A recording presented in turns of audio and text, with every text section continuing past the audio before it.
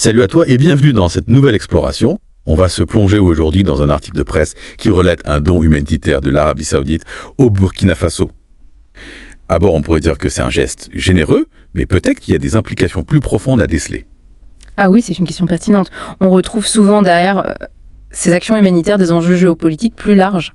C'est intéressant. L'article, en fait, souligne la quantité impressionnante du don.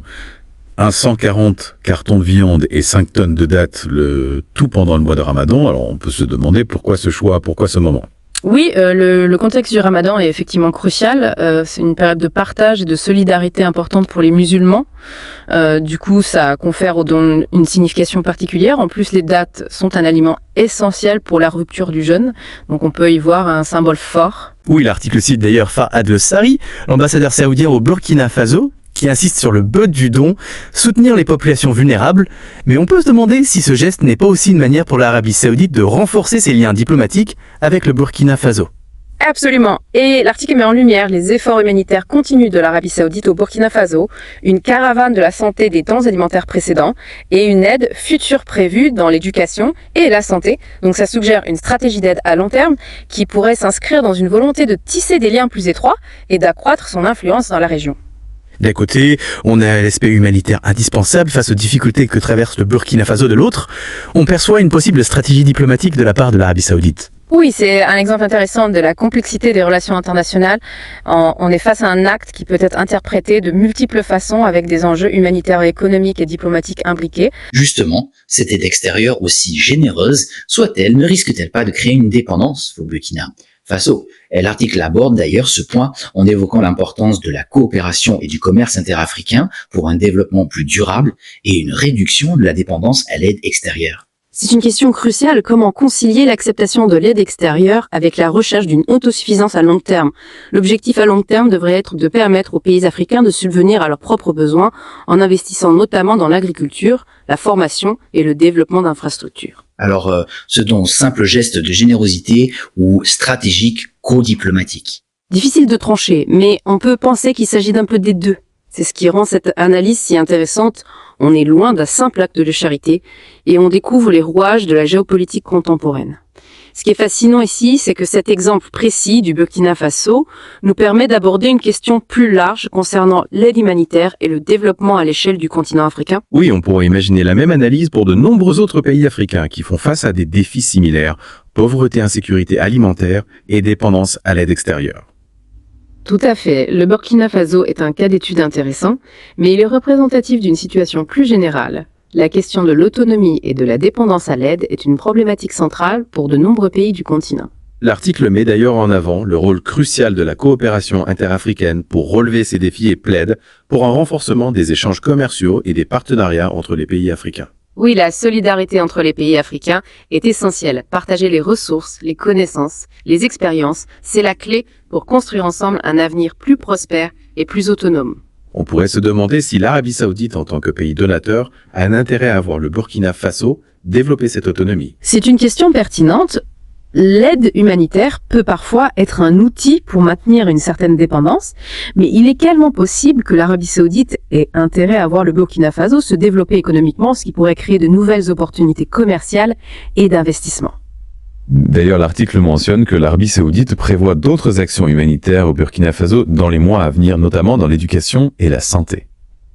C'est une bonne nouvelle, car investir dans l'éducation et la santé est essentiel pour le développement à long terme d'un pays. Ça montre une volonté d'engagement qui va au-delà de l'aide d'urgence. On observe donc un double mouvement, d'un côté l'urgence de l'aide humanitaire pour répondre aux besoins immédiats des populations, de l'autre la nécessité d'investir dans le développement à long terme pour permettre au Burkina Faso de sortir de la dépendance à l'aide. Exactement, c'est un équilibre délicat à trouver. Et la réussite dépendra en grande partie de la capacité du Burkina Faso à s'approprier cette aide et à la mettre au service de son propre développement. L'article mentionne que la distribution des dons sera assurée par le CONASUR, l'organisme burkinabé en charge de l'aide humanitaire. On peut espérer que cela permettra d'assurer une distribution efficace et transparente. Oui, il est crucial que ces dons parviennent réellement aux personnes qui en ont le plus besoin. La transparence et la bonne gouvernance sont essentielles pour garantir l'impact positif de l'aide humanitaire. On en revient à cette question de l'autonomie et de la dépendance. Comment le Burkina Faso peut-il s'engager sur la voie d'un développement durable tout en acceptant l'aide extérieure. C'est un défi majeur mais pas impossible à relever. Le Burkina Faso doit s'appuyer sur ses propres forces, ses ressources et son potentiel extérieur peut être un levier, un coup de pouce, mais il ne doit pas se substituer à une véritable stratégie de développement national. L'article insiste sur la nécessité de renforcer les infrastructures agricoles et les mécanismes de sécurité alimentaire en Afrique. C'est effectivement un domaine crucial pour l'autonomie du Burkina Faso. Investir dans l'agriculture, c'est investir dans l'avenir du Burkina Faso, soutenir les petits producteurs, moderniser les techniques de production et améliorer l'accès au marché. Voilà des pistes pour garantir la sécurité alimentaire et créer des emplois. Et n'oublions pas l'importance de la coopération régionale, comme le souligne l'article. Le Burkina Faso peut s'inspirer des réussites d'autres pays africains, partager les bonnes pratiques et construire des partenariats économiques solides.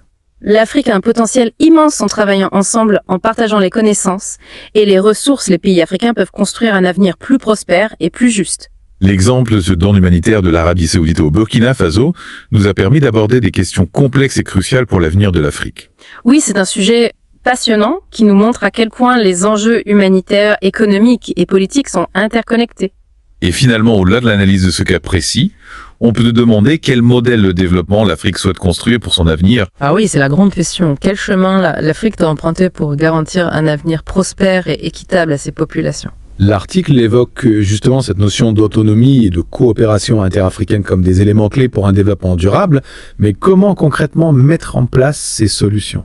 Il n'y a pas de recette miracle, bien sûr. Chaque pays africain a ses propres spécificités, ses défis, ses atouts, mais on peut identifier quelques pistes intéressantes. Par exemple, l'article insiste sur la nécessité de renforcer les infrastructures, notamment dans le domaine agricole. Oui, tout à fait. Améliorer les routes, les systèmes d'irrigation, les structures de stockage, c'est essentiel pour permettre aux agriculteurs africains d'accroître leur production et d'accéder au marché.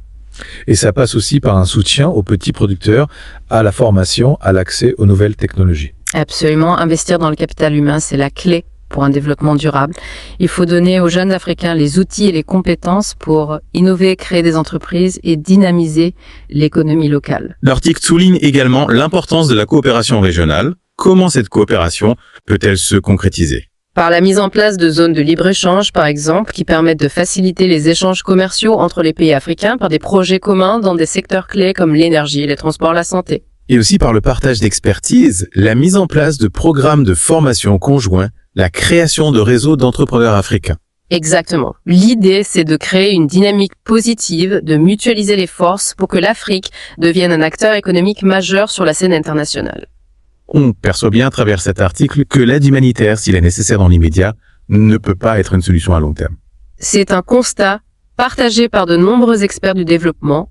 L'aide humanitaire doit servir de tremplin, de catalyseur pour permettre aux pays africains de mettre en place des politiques de développement efficaces et durables. Et ça passe par une collaboration étroite entre les pays africains, les institutions internationales et les pays donateurs. Oui, il est important de travailler ensemble dans un esprit de partenariat pour accompagner l'Afrique sur la voie de l'autonomie et du progrès.